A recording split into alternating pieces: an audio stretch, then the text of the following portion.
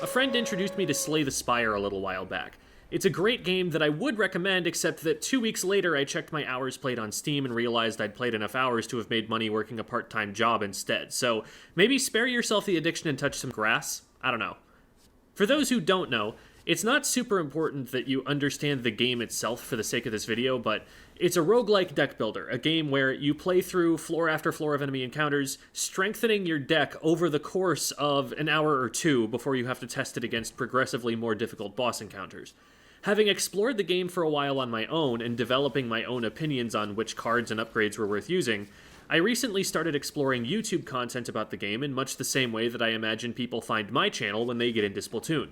A channel called Baylor Lord put out tier lists for the cards and other aspects of the game that I've been scanning through to get some different opinions on which cards work well and which ones don't, because my opinions weren't getting me as far as I wanted them to, and to the video's credit, I got my first full clear of the game thanks in part to their input. They helped me change my opinion on a couple cards and convinced me to try running them when I'd been skipping over them before. There's something he said, though, that will guide my thinking about future Splatoon tier lists. First, some context. Every run of Slay the Spire is somewhat different. It is a roguelike, after all. That's part of the design. Sometimes your win condition is dealing large amounts of damage in cyclical combos. Sometimes it's stacking poison on an opponent and just blocking until the poison does enough damage by itself. One character is able to do damage without even playing cards, thanks to these floating orbs around them, and so some builds of that character revolve around building up the orbs themselves to let them do all the work. Depending on what your build is trying to do, different cards will have different use cases. One of the most potentially powerful cards in the game is a card that multiplies the amount of poison the enemy has by 3. That card, however, doesn't poison the enemy for you, and if you get it before you have another card that applies that status condition, it's just taking up a spot in your deck that could be filled by a card that's actually going to do something for you. This is relatable to Splatoon weapon comps, where, for example, a Nautilus can be pretty powerful because of its ability to deal damage very quickly and reliably from a good distance away, while also being able to push up faster than a typical anchor weapon. However, it doesn't paint very well for itself, and to unlock that potential, it needs teammates that are going to put paint down for it to use. If it doesn't have paint to work with, it can't move up using its charge hold mechanic. And since it has to paint for itself before it can move, it's now just as slow to move up as any other Splatling that doesn't have the charge hold mechanic.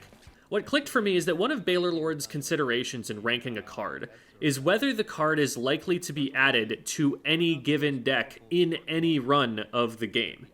If something is an instant no-brainer pick for him to add to the deck as soon as it's offered to him, that's rated higher than something he has to think about. That's not a measure of how powerful the card is under ideal conditions. A poison tripling card gives you multiplicative scaling on your damage, something that very few other cards provide in the game. But if you're getting your damage from another source than poison, that card is dead weight in your deck, literally worse than useless. A consideration for a place on his tier list includes how many different situations the card works in, not just how well it works when you can set everything up to make it work. This probably isn't a great example, because he does actually end up rating that poison tripling card very highly, partly because he considers the poison damage plan to be superior to the alternatives for that player character, and it's a key part of that plan. But it reminds me of another conversation about Splatoon weapons. Nine tells how he once asked a player called Pengit, at the time a member of the most dominant team in North America, which weapon was the best in the game. The response he got back was, the best at what? If your team is lacking paint, Nautilus may be a generally strong option, but it's absolutely the wrong choice to fill out your team. Most people in the Splatoon community at least understand that much. What I don't think everyone values enough, though, up until they encounter the problem themselves in a team situation, is how easy it is to make a given weapon fit into a comp. The Splash-O-Matic is the gold standard here.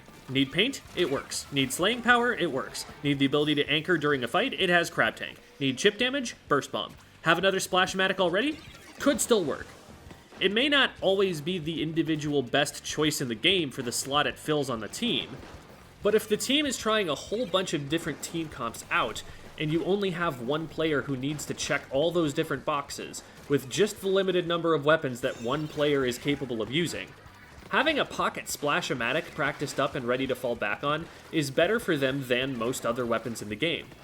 By contrast, Vanilla Blaster is a great weapon on tower control as long as you have enough paint for it to get close to the enemy team and you have other specials that are going to be able to displace the enemy team.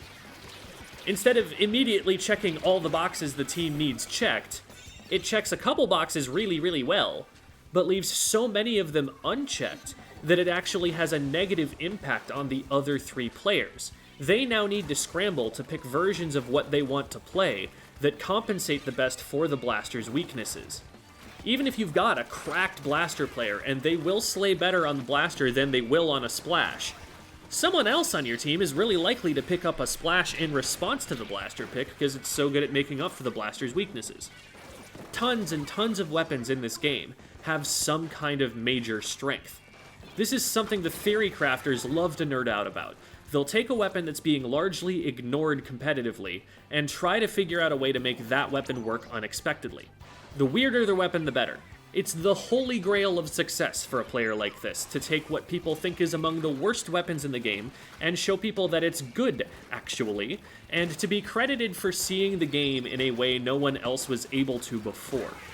A lot of the time, players who approach the game in this way will argue against tier lists as a concept, saying that they oversimplify the game, that it's no replacement for experimenting with the game for yourself and seeing what's going to work in your particular situation.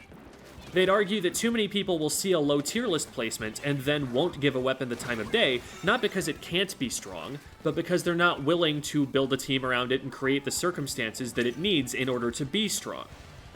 There's a lot about this argument that I agree with, but I also push back against that conclusion. Yes, tier lists are an oversimplification of the game. I say that having tier list videos that go on for 2 hours explaining every single placement. That's not enough time even then to really understand the game. Imagine if 2 hours were enough to completely understand a competitive game. You have to play it and try things and develop your own opinions and think critically to really understand a competitive game. If someone else's tier list looks completely identical to mine, chances are they're just not thinking for themselves, and they won't be able to play the game with the same level of knowledge that even I have, because they're just using my brief cursory discussions as their entire knowledge base. I know more about those weapons than I can afford to say in a tier list video. But think about how I used Baylor Lord's videos. They were a supplement to what I already knew. I had already played the game a decent amount, thought about each of the cards on my own, played with them to see whether I had success with them. Part of the reason I grabbed those cards he recommended was that his perspective on them differed considerably from the one I had developed, and it immediately led to my wanting to test them and reconsider my opinions. Do I really care about whether he put them in A tier versus S tier? Not really, just that I would have put them in D tier, and that big difference led me to wonder whether I had really given them a fair chance. In that case, incidentally, the tier list actually broadened my understanding of which strategies could work. Instead of limiting my understanding of the game to just a few meta options, it made me aware of something new and novel to me that I could have been trying, that might work better for me because I'm learning that it works better for other people. That's the opposite of the kind of impact I think this kind of player would argue that a tier list usually has. If you look at a tier list and don't consider it for yourself, if you don't know that different well-informed people make different tier lists that present differing opinions, if you just assume that one list is the end-all be-all statement of truth for the whole competitive community, then yeah, you will absolutely come to poorly reasoned conclusions, and your understanding of the game will be unhelpful or incomplete. But I think it's unfair to the people who consume these lists to assume that that's how they're using them. Plenty of people do disagree with me, even in the comments of my YouTube videos, and if someone's in the comments giving you that algorithm boost, that typically means they do actually like your channel. Plenty of people will go and get other players' opinions as well, and discuss the weapons more thoroughly in other forums afterward. Plenty of people will see I placed their weapon low, and keep playing it anyway. In response to complaints that the weapon is really good, it just needs X, Y, and Z conditions to work, I would argue that that does merit a low placement on a tier list, using Balor criteria for cards, and only more so the harder it is to set up X, Y, and Z conditions all at the same time. If you have to build your deck around the card to make the card work, and you have limited randomly generated resources for building your deck around that card, that's a weakness of the card. If that card's so strong, why can't it be used to set another card up for success? You may not reach the conditions for that card to work sometimes. You can't always force the dice to roll in your favor. In the same way, in Splatoon, it's hard to create the right conditions around a situational weapon for it to be successful. There will be more content from this conversation later. I'm waiting to get a couple of other top teams on the line, and getting things scheduled is a task. But I want to share what Jackpot had to say when I talked to them about fitting more situational weapons into their team and how they went about it. It can be easy to get noticed if you're like pioneering some weapon, maybe something like Squeezer that isn't played much in the West. Like, being a really good Squeezer play could be really strong. But I mean, as well as like being able to flex puts you in a more favorable situation to be on a team and get knowledge of everything. It gives you more opportunities. Yeah. Mm-hmm. People will be like more willing to play with you. I think almost any weapon in this game can work, but you'll get to a point where it becomes so unbelievably difficult to make it work that it's just an easier way out to play something else that is just reliably more consistent and able to fill in more gaps. So like, if you have like an ink brush, you have to build a comp around an ink brush. But if you're playing Splash, then anything can be built around it. It's more accessible, it's more reliable. So once you get to like maybe like mid high level, it gets a lot harder to make something like a dynamo or a brush, things like that, to be able to work. Situational weapons are problematic in a context where you have a limited pool of weapons that you can play at the highest level possible, and only 3 teammates whose weapon pools are also limited. Pools that they had largely decided on before they ever decided to be on your team. Situational means that your weapon might not work on that team all the time, or might not even work at all depending on who your teammates are. If you one-trick a weapon that doesn't fit with the weapons your teammates are willing to play, you're out of luck. I tried to make the Vanilla Blaster work for me for a while, and I still believe in it in some circumstances, but every time I chose it, I realized I was putting my teammates in splash jail. I was making them play weapons that weren't what they were passionate about learning to play, just so I could play one weapon I was passionate about playing. In my particular situation, if I wasn't going to one-trick the weapon, I was going to get a lot less practice on it, and since I needed practice to get it up to the level of my shooters, which I'd spent all of Splatoon 2 playing, and they were just right there and ready to go, we were just a lot more likely to win if I never chose Vanilla Blaster, in spite of its strengths. Tier lists are a tremendously efficient educational tool. They provide me a format to impart information about the game for a very long time in one sitting that people will actually sit through and listen to the whole way. It's a way to distill an entire understanding of the metagame into as little time as possible, and into as little a time commitment on the learner's part as possible. If people want to watch the whole thing, they can, but if people are looking for information about one specific weapon, they can skip to the part where I talk about that weapon. If they just want to glance at the tier list to find one particular placement without even hearing the clarification, they can look at it and then immediately click off. For someone who's much less familiar with the game than I am, the fact that I might have some placements that are off base from how a top-level player would put them isn't causing that much harm in comparison to the sheer number of useful new ideas that a less informed player can get from a synthesis of all of the opinions that I've seen combined with my own observations.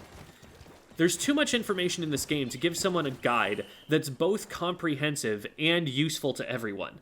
I can't cover every edge case. If I were to really teach someone how to play the game in every situation, I wouldn't even be telling everyone who played the same weapons the same things. I'd need to see the map mode they were playing, the comps that were being used, hear the comms, see their playstyle, see the exact situation they wanted advice about from every angle. And only then would I even think of being able to suggest the right decisions to make in the most specific way possible. At that level of complexity, you're probably never even going to see that exact combination of 2 team comps and a map mode again in your whole Splatoon career. Nobody's going to watch something that specific if they can't find something in it that applies to themselves in their own unique situations. My VOD reviews of individual games of Splatoon take at least 45 minutes, and that's just looking at one player. There are too many situations in this game to make perfect guides on. But I can use a tier list to make a guide about general patterns you see in competitive play, because it's not just for random chance that we're seeing way more ballpoints and splashes and V-sloshers and N-zaps than we're seeing Splatbrellas and Clash Neos and Arrow Sprays.